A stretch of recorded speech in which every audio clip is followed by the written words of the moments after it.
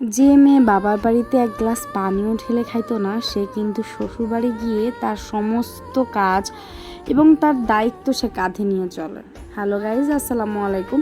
আমার ভিডিওটা আপনাদের সবার অনেক ভালো লাগবে।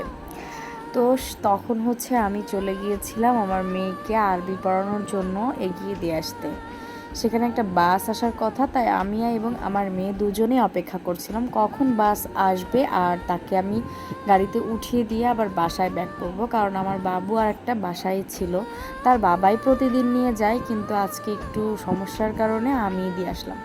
তো আমার মেয়ে পাশে কি একটা ঘাস ফুল দেখে সেটাকে তুলে এনে আমাকে দিল। আমার মেয়ে আসলে আমাকে অনেক ভালোবাসে, তো সে ফুল জাতীয় যেটাই দেখে সেটা আমাকে এনে বলে, সারপ্রাইজ আম্মু তোমার জন্য। পৃথিবীতে আপনার মেয়ে জন্ম নিয়েছে মানেই আপনাকে একজন টেক কেয়ার করার জন্য জন্ম নিয়েছে, আপনাকে ভালোবাসার জন্য একজন আসছে দুনিয়াতে।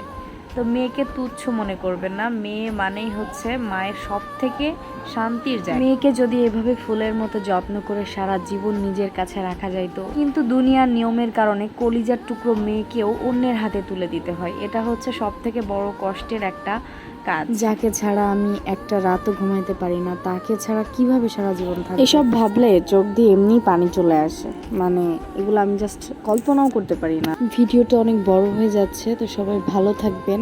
আল্লাহ হাফিজ।